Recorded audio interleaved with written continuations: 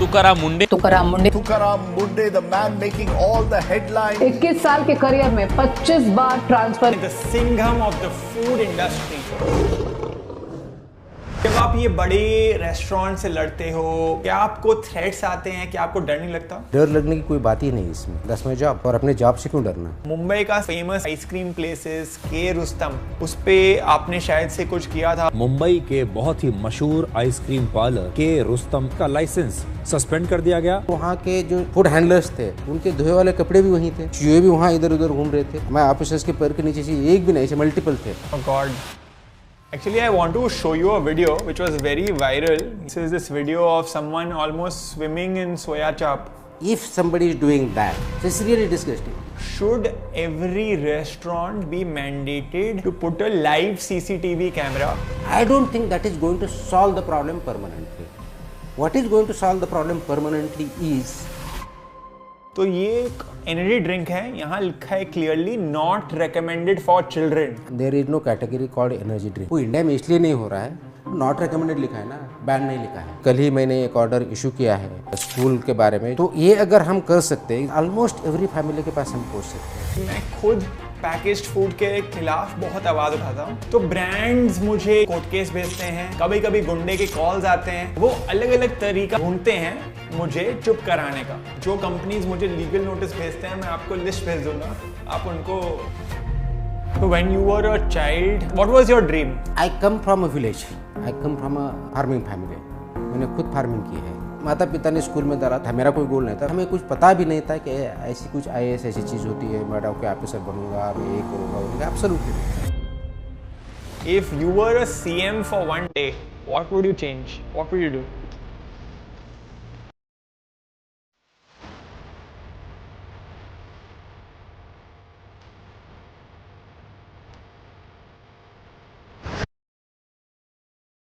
आज मेरे साथ आए हैं the Singham of the food industry.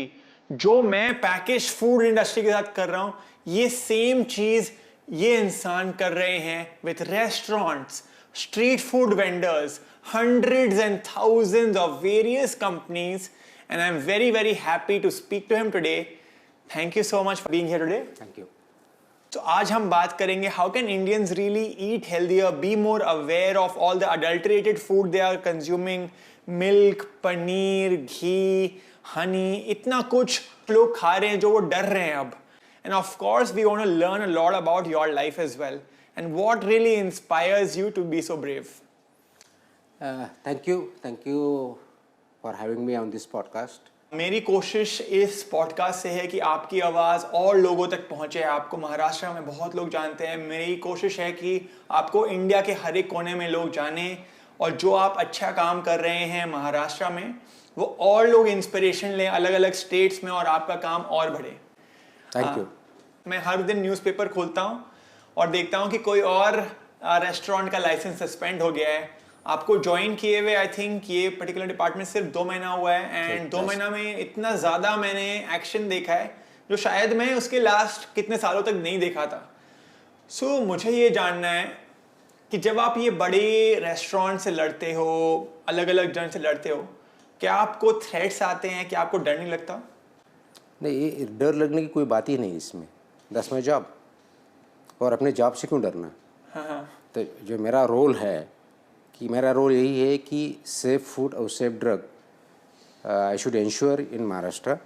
जो भी फूड प्रोड्यूस हो रहा है वो स्टैंडर्ड के हिसाब से हो रहा है, जो ड्रग मैन्युफैक्चर हो रहे हैं वो एफिकेसी से, क्वालिटी है, they are abiding by the law, वो प्रोसेस से हो रहे हैं, ये देखना मेरा काम ही है। So I am just trying to do my job and there is nothing to fear about it. You are right.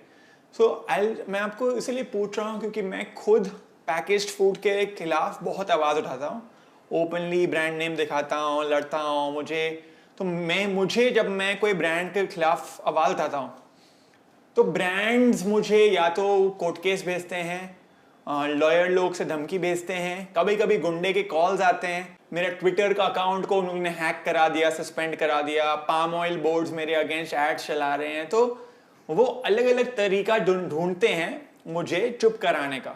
तो मुझे जानना था कि ये सब कंपनीज जो हैं वो आपको भी कोशिश करते हैं कि आप आवाज़ ना उठाओ, वो क्या आपके पीछे भी कुछ प्रेशर मुझे डालते अभी हैं? तक तो कोई ऐसा किसी से प्रेशर नहीं आया। उसका रीज़न ये है कि I am a regulator and regulation, as a regulator मेरा जॉब है, मेरा रोल ये है कि जो इंडस्ट्री है वो फूड इंडस्ट्री हो या फार्मा और ड्रग इंडस्ट्री हो, I have to regulate as per the law और रूल्स अंडर है। जैसे कि फूड सेक्टर आप देखोगे तो फूड सेक्टर में food standards and safety are the issues we have to. और इंडिया में अब तक 22 तरह के स्टैंडर्ड्स रेगुलेशन फूड के बारे में डिक्लेयर हो चुके हैं। उसका इम्प्लीमेंटेशन करना as a food safety commissioner of the state is my responsibility. I am just trying to do that. तो ये करते समय किसी को दिक्कत होने की ज़रूरत नहीं, बस हमें ये ध्यान रखना पड़ता है कि whenever we take action it is absolutely impartial, it is transparent, it is as per the law and we do that. तो इसीलिए किसी को ये एलिगेशन करने की ज़रूरत ही नहीं पड़नी चाहिए कि आप डिस्क्रिमिनेट कर रहे हो, गलत कर रहे हो। अगर किसी को ऐसा लगता है कि मेरे ऑफिसर ने, डिपार्टमेंट ने कुछ गलत हुआ है, I have open door policy, they can come, they can raise their issue and I will respond to them. So उसे थ्रेटन करने की ज़रूरत नहीं, because we are just part of the law, we are implementing law. जो food business operator है या drugs है, manufacturers है, मेडिसिन मैन्युफैक्चरर्स है, they have to abide by the law. If they comply with the law, they have nothing to fear from me, and if they don't comply, they have everything to fear from me. मुझे आपका opinion जानना था। एक, how can India prevent this from happening, but before I get there एक एक करके मुझे बात करना है। मिल्क के फॉर एग्जांपल बात करते हैं। Can you tell me more about how this investigation happens with adulterated milk? आप कैसे पता करते हो कि, and can you tell me more about adulterated milk?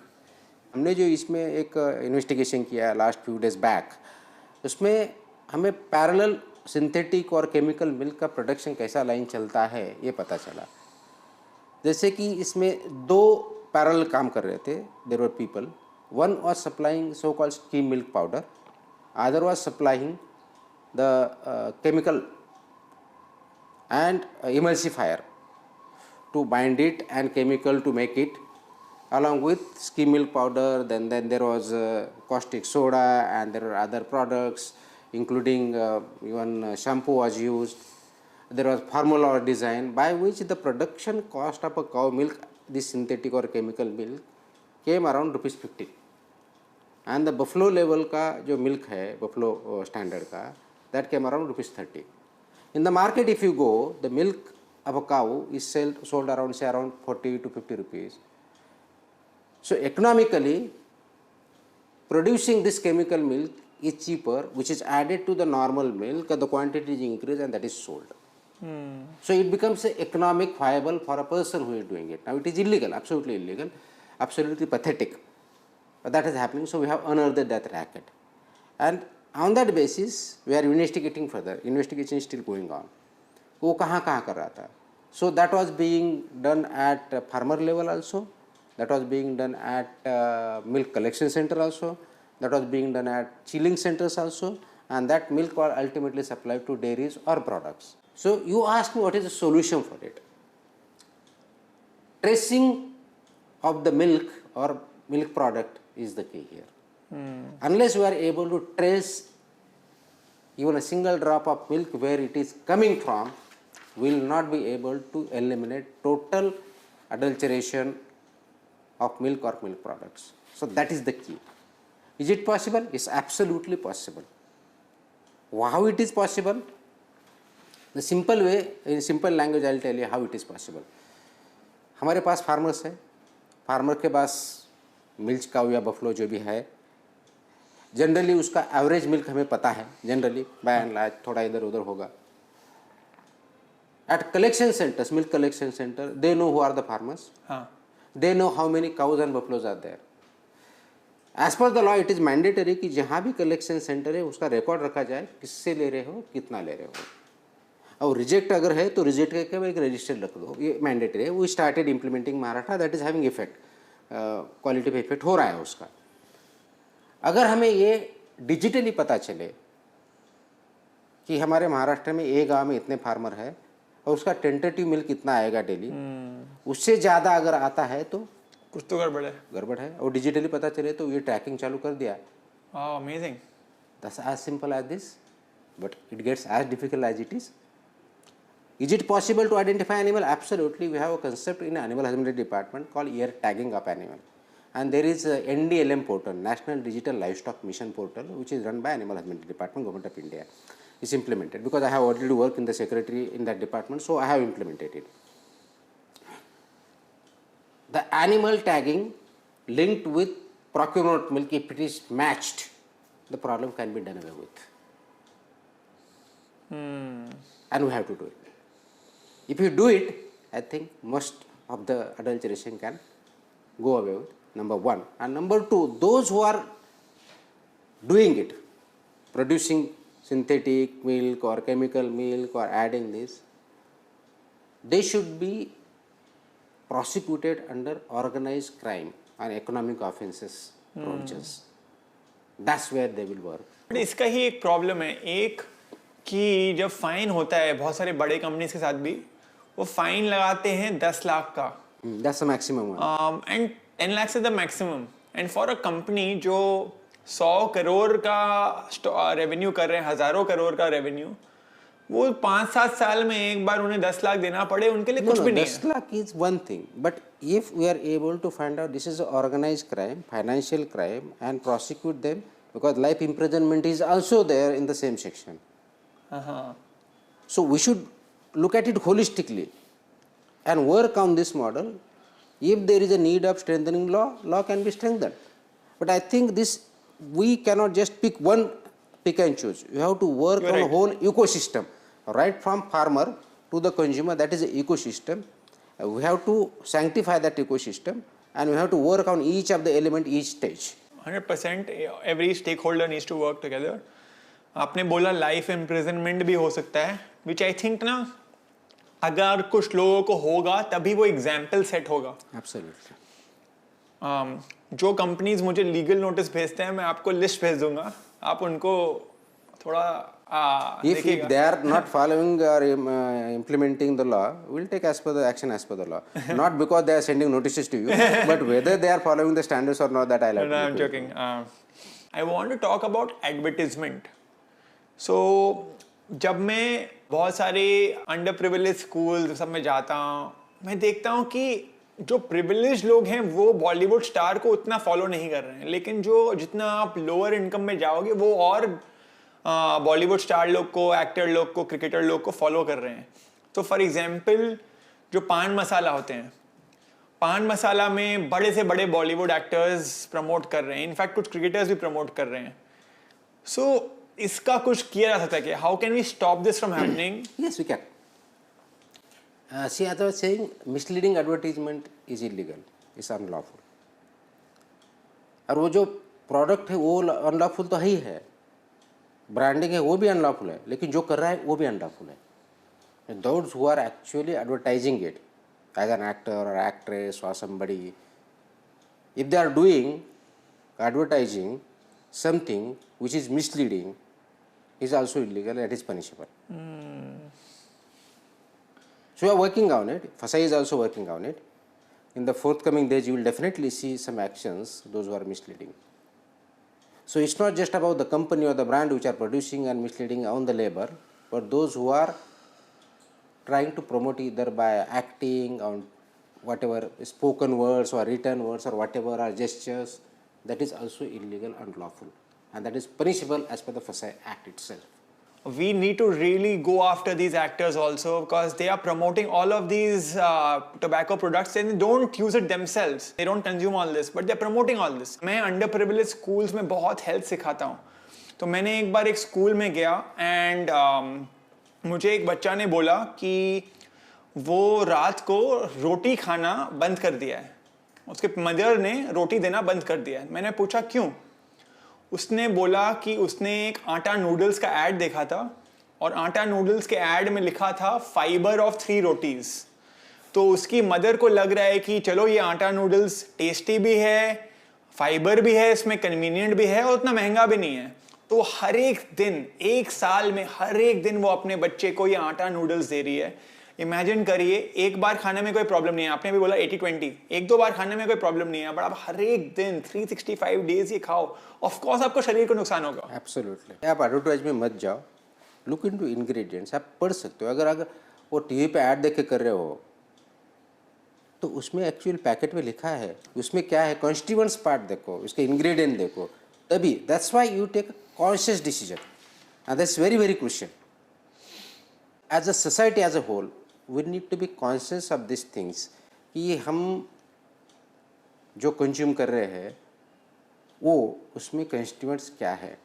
Just don't go bye कि ये क्लियर है, ये टॉलर है, ये नींबू है, तो नींबू का परसेंटेज तो देखो कम से कम उसमें कितना है, होता ही नहीं है. एग्जैक्टली. सो इसमें जो बोला गया है, जो दिखाया गया है, तो उसमें लिखा है, please read it. It will require 2 minute 3 minute, not more than that.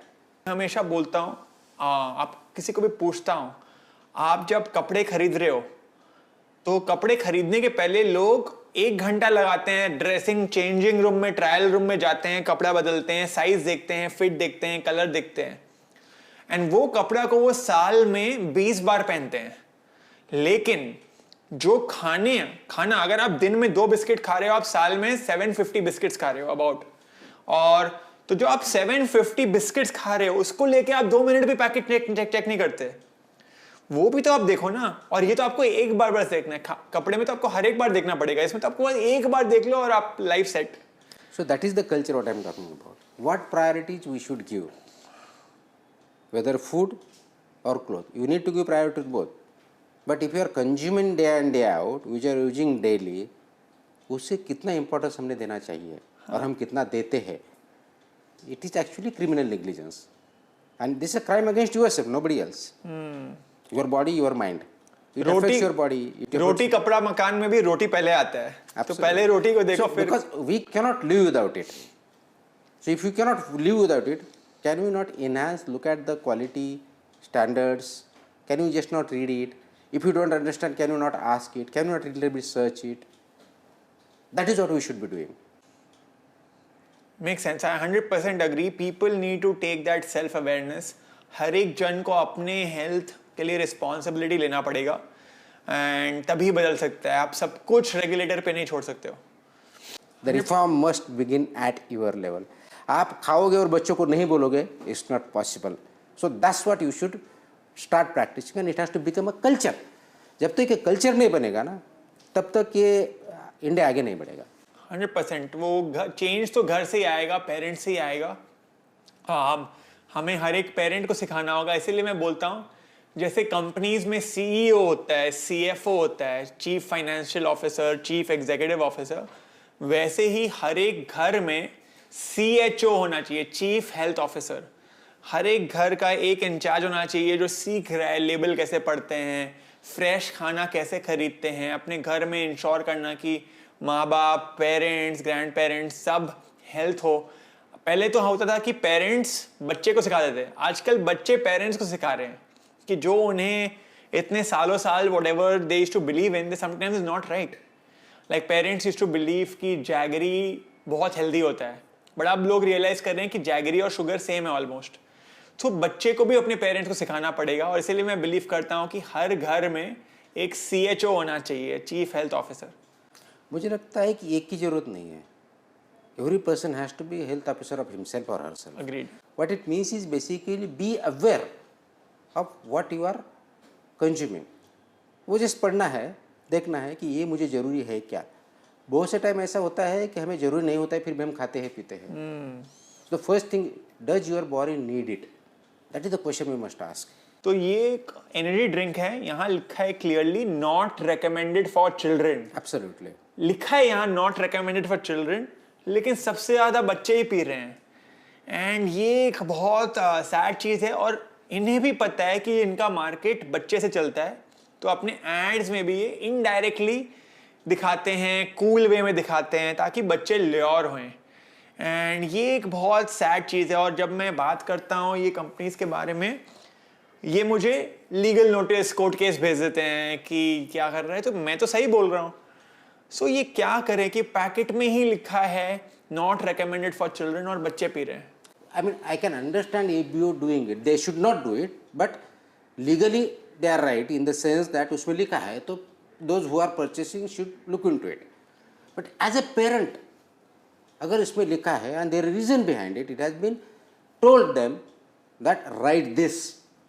It is legally binding and that's why they are writing. The company is writing, ABO is writing. जब ये लिखा गया है, ये statutory warning है purchaser के लिए, why don't parents abide by? Why don't children abide by? अब now parents and children are not 24/7 with each other. So बच्चा कोई ट्यूशन में गया है, इधर गया है, तो See, उन्हें I am cool- also father. I have 2 kids, a son and a daughter. My sons and daughter don't drink this because we don't drink, and we tell them why we should not. So it's not नहीं पीना इतना नहीं बोलना है. आपको So you have to explain करना answer पड़ेगा। why. Explain. You have to why you should drink or eat and why you should not do it. Unless you explain in proper simple terms and if you follow it, हमारे घर में आपको कभी भी cold drink नहीं मिलेगा. तो वो आदत ही नहीं है. तो ये अगर जो नॉट रिकमेंडेड फॉर चिल्ड्रन है तो आप भी मत पियो ना. आपके लिए भी वैसी जरूरी नहीं है आपको शुगरी ड्रिंक्स पी. As a parent also you don't require it. बच्चे eventually are copying their parents. So अगर पेरेंट्स कोल्ड ड्रिंक पी रहे हैं और बच्चे को बोल रहे हैं आप मत पियो, तो वो तो ऑब्वियसली पेरेंट्स बच्चे सो करेंगे. That has to become a culture. So हम जब बहुत सी बातें करते हैं कि वेस्टर्न में ऐसा होता है, तो वेस्टर्न कंट्रीज में जहाँ ये वार्निंग होती है ऑलमोस्ट 100% ये इंश्योर होता है कि दैट इज अबाइडेड बाय. सो हम वेस्टर्न कंट्रीज का बात कर रहे थे. सो मैंने गया था फ्रांस. तो फ्रांस में फेमस चॉकलेट्स में भी ABCDE रैंकिंग है और ये पर्टिकुलर चॉकलेट E रेटिंग है. सो वो काफ़ी हेल्प करता है लोगों को डिसाइड करने में. लाइक इंडिया में बहुत लोग मुझे बोलते हैं उन्हें लगता है कि ये बिस्किट हेल्दी है, लेकिन एक्चुअली में वो हेल्दी नहीं है. लेकिन यहाँ पर फ्रांस में क्लियरली लिखा रहता है ABCDE. और कुछ अगर हेल्दी होगा, फ्रूट होगा, वहाँ लिखा रहेगा A. अगर कुछ थोड़ा हेल्दी है लेकिन ज़्यादा हेल्दी नहीं है तो B या C रहेगा. सो ऐसा सिस्टम इंडिया में क्यों नहीं आ सकता है, या हम क्या कर सकते हैं इंडिया में लाने के लिए? So at authority level, food safety and standards authority of India level पे there is lot of deliberation happening on this. And I am also part of it being a commissioner, state food safety commissioner. There is a central advisory committee. We discuss these things. And then there is a scientific committee that looks into it. What should be done, what should be not done, what should be the regulations coming. So it's an evolving process. I'm sure this is also being considered.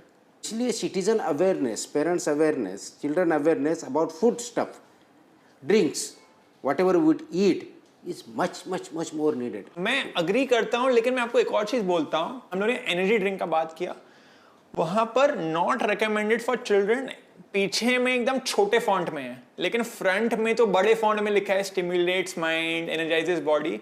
और ये सिर्फ energy drink का बात नहीं है. आप कोई malt based drink देखो, वहां बड़े से फॉन्ट में फ्रंट में लिखा रहेगा टॉलर, स्ट्रॉन्गर, शार्पर, और जो भी और उनका मार्केटिंग क्लेम्स. ये सब जो वार्निंग है वो तो पीछे में छोटे से एक फॉन्ट 4, फॉन्ट 5 में लिखा रहता है. सो अब एक मामूली इंसान वो इतना बिजी रहता है लाइफ में, वो हर एक चीज को थोड़ी ना बैक एंड फ्रंट पढ़ेगा एकदम डिटेल में, और फिर वो उसको तो दिख रहा है टॉलर. एंड इंडिया में एक और इशू है कि हर एक पैकेज्ड फूड का ingredient list, nutrition label English में होता है, लेकिन only 15 to 20% of Indians know how to read English. So what about the remaining 80% of Indians? So उनका क्या, जो इतना पढ़ नहीं सकते. एंड फिर ये सब केमिकल नेम्स काफ़ी कॉम्प्लिकेटेड होते हैं. ऐसा नहीं है कि आप लेबल पढ़ो तभी भी आपको समझ में आएगा, पढ़ो तभी भी आपको शायद से समझ में नहीं आएगा. So in my opinion, yes, of course, citizens have to do more, but even regulation needs to catch up. Absolutely. All these issues which you have pointed out are definitely a part of game wherein these are being considered. Actually, there is an issue which was before the Supreme Court. This is about front packaging, what font it should be. Supreme Court had given directions to the government. There is a legislation, there is a front of the pack branding is there. That's in under active consideration, and I think in coming few days it will be made into the law and regulation, so that this ingredient will have to be printed in front of the product. So that is under active consideration, and FSI and Supreme Court and Parliament are seized of the matter. हम लोग ने package food का थोड़ा बात किया, मुझे restaurants का बात करना है। जब आप कोई भी रेस्टोरेंट में जाते हैं, आजकल बहुत सारे वायरल क्लिप्स दिखते हैं जिसमें रेस्टोरेंट्स में चूहे हैं, रेस्टोरेंट्स में बहुत अनहाइजीनिक कंडीशंस हैं, लोग खाने के ऊपर चल रहे हैं, उन लोग ने ठीक से सैनिटेशन नहीं किया है, ये सब बहुत सारे वायरल वीडियोस दिखते हैं, इंसेक्ट्स, अनहाइजीनिक कंडीशंस। सो मैंने रिसेंटली में एक न्यूज़ में देखा था, मुंबई का सबसे one of the most famous iconic ice cream places के रुस्तम, उस पे आपने शायद से कुछ किया था जिसपे it's been shut for some few weeks कि उसमें किचन क्लीन नहीं है और हाइजीनिक प्रैक्टिसेस फॉलो नहीं हो रहे हैं। सो ऐसा इतना आइकॉनिक प्लेस जो आई थिंक 1953 में शुरू हुआ था, 75 इयर्स अप्रॉक्सीमेटली से है यहाँ पर, तो how can such a famous institution also be giving unhygienic food? Do you have any thoughts? The standards were not being implemented there. It's just not about hygiene. Hygiene is being highlighted much more. That's necessary, but that is not just only or the most important part. तो वहाँ पे all the processes, most of the processes were not being followed. Inspection was done. The non-compliance was there. That's why we took action as per the law. Now,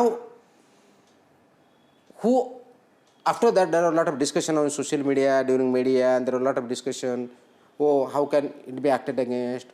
Oh, I have been eating, for generation we have been going there, but we have not found anything. The question is, do you really ask and look into it?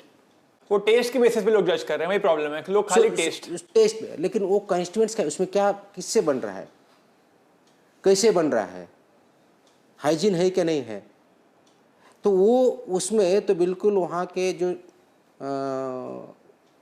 Food handlers थे उनके धोए वाले कपड़े भी वहीं थे, चूहे भी वहाँ इधर उधर घूम रहे थे। एक्चुअली देवर, मैं ऑफिसर्स के पैर के नीचे से एक भी नहीं, ऐसे मल्टीपल थे। ओह गॉड, उसी पे धोड़े कपड़े वहीं पे सुखा रहे हैं, वहाँ पे ही बना रहे हैं, वही आपको खिला रहे हैं। अगर ऐसा है, how come we have such? It means it shows regulatory implementation और not proper, we lacked it. It means compliance was lacking, and it means citizens were also not aware or not sensitive. All the three failed. So more so from my side and ABO side, both of us failed the people. Now we are trying to implement and improve upon that as a regulator. ABO is also responding. It's not ABO has also started responding. It may require some time, but they are also started responding, because once they know that this will not be tolerated, of course they will change. So to take it to higher level, people also start demanding, tell me what standards you are using, what raw materials you are using, are you using sanitary measures or not, are you your food handlers trained, is there a supervisor for every what we call technical officer for every 25 food handlers, is there a health checkup done, are they, whether if you look at having gloves, whether head nets, head gears, whatever. These are small things you can start asking. Yeah. And you can see the change automatically. So at least whatever is obvious, start asking. What is not obvious, a regulator will do it. That's what we should go ahead. Actually, I want to show you a video which was very viral yesterday and today. This is this video of someone almost swimming in soya chap. And this is how they are leveling the soya chap. I don't know what they're doing, but they're essentially bathing in this very disgusting video. It's going extremely viral. All news channels have posted about it. The issue is, if somebody is doing that, by any stretch of imagination, you cannot accept it, either as a regulator or a FBO or a consumer also. So it's really disgusting. The issue is, whoever is in FBO, they have to follow standards. Yeah. In this particular case, what do you think it should be like? Should a repeat offender, someone who is doing this continuously, should they lose their license? Should they be giving a fine? How should it work? Repeat offenders, it leads to suspension and ultimately the cancellation of the license. There is a provision. And is this cancellation permanent? Once it is cancelled, it is permanent. Suspension, if you comply, you will be restored. But if it is cancelled, it is permanent. So when you cancel someone's license, like some famous company, what happens next? Do they come to you in your office and ask you to revoke the cancellation? What happens usually? There is an adjudication process. They cannot go to the court. There is a process for it. It's defined. So the due process has to be followed by me and by them both. If they feel that cancellation is not as per the law, they can appeal to the court. कुछ महीना पहले मैंने एक campaign शुरू किया था, canteen सुधारेगा India, and it is sort of similar. Obviously मैं थोड़े ऑनलाइन वे में कर रहा हूँ, आप रेगुलेटरी वे में कर रहे हो, but any way I can help out. मुझे पेरेंट्स हमेशा बोलते हैं कि वो अपने बच्चे को घर पे सब दाल रोटी सब्जी देते हैं, फिर वो स्कूल में जाता है और स्कूल में जंक खाना सीखता है. हर एक स्कूल में बर्थडे पार्टी होता है तो वो लोग क्या देते हैं, चिप्स, चॉकलेट, यही सब देते हैं. Deep fried items are not allowed in the premises of school. But how many schools are actually following this? That's what we have issuing order and will ensure that कि ये school department और हम मिलके कर रहे हैं. लेकिन ये इतना इफेक्टिव होगा तब all participant, parents particularly participate किए. पेरेंट्स अगर बच्चों को बोलते हैं कि यहाँ नहीं खाना है और स्कूल वो इम्प्लीमेंट करते हैं कि वो आइटम ही प्रीमाइस या कैंटीन में ना हो, तो खाने की ना ज़रूरत पड़ेगी ना डिमांड होगी.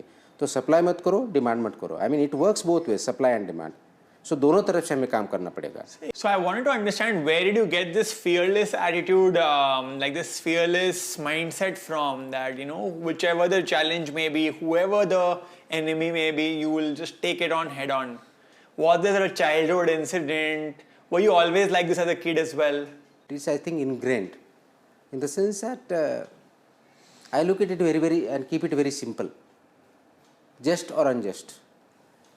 If it is just, I will abide by it. If it is unjust, I will not abide by it. I will not do it myself. If somebody asks me to do it, I will not do it. And if it is unjust, we should work against it. Achieving justice or providing justice is the goal.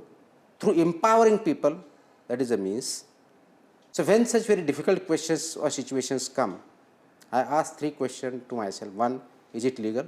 Because it has to be legal. Beyond that, I cannot go, being in public authority. Then I ask, is it ethically right or wrong? We say ethics, sometimes moral. And the third question I ask, is it in public interest or individual interest? And if the answer of the second 2 questions, one of the question is, yes, it is ethically correct or is in public interest, along with legal correct, I go for it. So this is a small philosophy which I have developed for myself.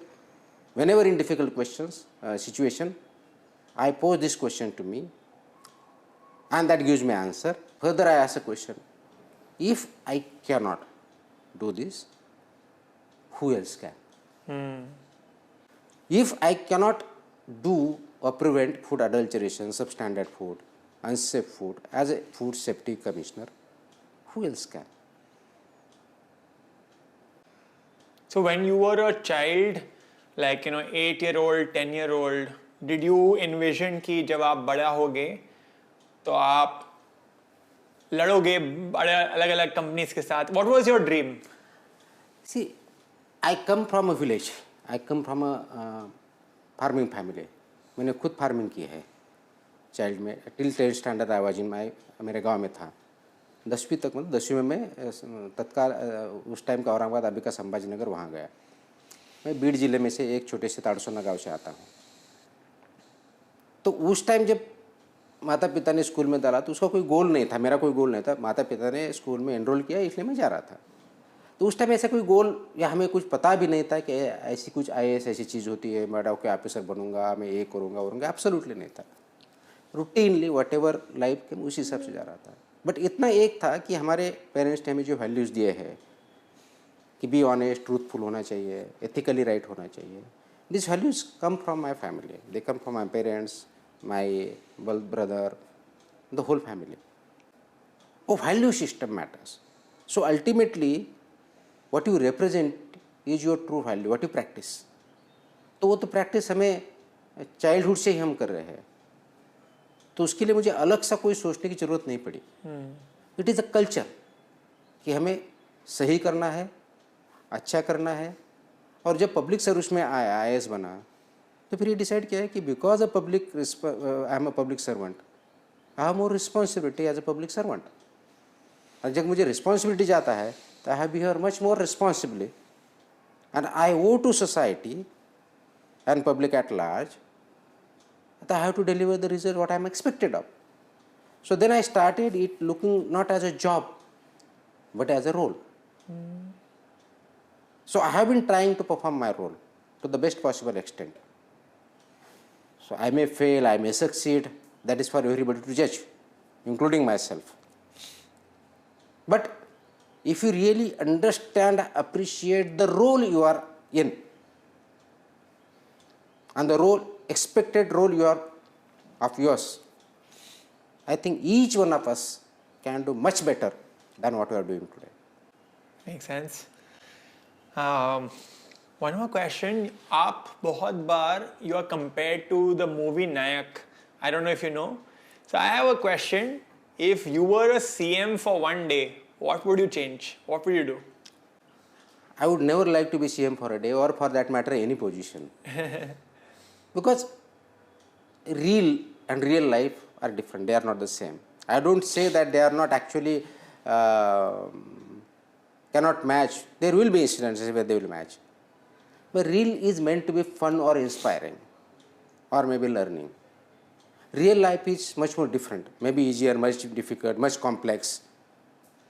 So I don't think it's a question of one day. It's a question of whatever role we are performing, what should we do? Whether it's for 1 hour, 1 day, 1 year, 5 years, 10 years. Here I am there, for whatever time I am there, I'll try to do what I am expected of as a public servant.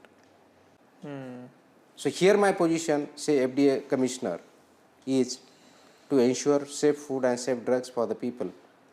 If I am able to achieve that, I will be happy. So every role I look at from that point of view. Makes sense. So मैंने एक sugar board movement शुरू किया था. I don't know आपने देखा है या नहीं. एक बेसिकली एक सिंपल सा चार्ट था जिसमें कितना शुगर है and various soft drinks. And ये ऑनलाइन भी वीडियो बहुत वायरल हुआ, 25-30 million views. And more than that CBSE and ICSE ने इसे हर एक स्कूल में मैंडेटरी किया था. तो आपसे दो सवाल है. एक कि CBSE और ICSE ने मैंडेटरी तो कर लिया, लेकिन कुछ स्कूल इसे इन्फोर्स नहीं कर रहे हैं. तो एक, how can we improve enforcement of a movement like sugar board? Second, how can we get this sugar board not only in schools but also in colleges, in offices and other workplaces? क्योंकि ये sugar वाला problem सिर्फ बच्चों को नहीं है, adults को भी है. लोग 40, 45, 50 जो भी एज ग्रुप में हैं वो भी बहुत ज़्यादा शुगर खा रहे हैं. तो how can we help with this? उसकी responsibility head of the school है, हेड मास्टर या प्रिंसिपल जो भी बोलो उनकी है. उनके हेल्प के लिए पेरेंट्स ने उसमें पार्टिसिपेट करना है और FDA है. तो ये महाराष्ट्र में हम कर रहे हैं.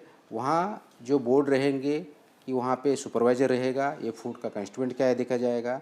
और जो HFSS फूड बोलते हैं, high fat, trans fats, sugar, ये फूड आइटम्स वहाँ अलाउड नहीं है within the 50 meters premises of the school. तो वो स्ट्रिक्टली इम्प्लीमेंटेशन होगा तो उससे ये प्रॉब्लम काफ़ी हद तक सॉल्व हो जाएगा. और ये नॉर्मल पीपल के लिए अगेन, तो वो जो कॉन्स्टिट्यूएंट्स है वो पढ़ के, हमें ज़रूरत है नीड बेस्ड हम खा रहे या जस्ट खाना है इसलिए खा रहे या हमें मिल रहा है इसलिए खा रहे, इस पे हमें ध्यान देना पड़ेगा. As citizens we need to eat food which is needed. One last question for you. Is there any one message which, suppose people are watching this from all over India, some people may be watching it from outside of India as well. So what is that one last key takeaway you want every Indian to know? I think everybody must remember that you are responsible for yourself. So we should not shift our responsibility to somebody else. So eat healthy, eat right, be fit, and seize the moment of human life by living healthy life and making best of it. Thank you so much. Thank It was you. great having you. Thank And you. I'm sure your words will really inspire hundreds and millions of people. Thank you. हमें India में तुकाराम मुंडे जैसे honest food officers सिर्फ महाराष्ट्र में नहीं, हर एक state में हमें ऐसे ऑनेस्ट ऑफिसर्स चाहिए. लेकिन ये तभी पॉसिबल है अगर बच्चों को सही रोल मॉडल्स मिले. बचपन में जब किसी से पूछा जाता है कि आपका रोल मॉडल कौन है, आंसर यूजुअली होता है कोई बॉलीवुड एक्टर या क्रिकेटर। लेकिन सबसे बड़ी आयरनी है कि यही सेलिब्रिटीज पान मसाला और ऑनलाइन गैम्बलिंग भी प्रमोट करते हैं। सब लोग तुकाराम मुंढे जी को सिंघम से कंपेयर करते हैं, लेकिन जो एक्टर मूवी में सिंघम को प्ले करते हैं वो खुद पान मसाला बेचते हैं। एक बहुत अच्छी लाइन है, show me the role models that the youth of your country looks up to and I will tell you the future of your country. अगर हमें इंडिया का फ्यूचर बदलना है तो सबसे पहले हमें अपने रोल मॉडल्स बदलने होंगे। सब बच्चों को बड़े होकर सिर्फ एक्टर बनना है, लेकिन कितने बच्चों को फूड सेफ्टी ऑफिसर बनना है? कितने बच्चों को बड़े होकर तुकाराम मुंडे बनना है? Imagine an India where lakhs and crores of kids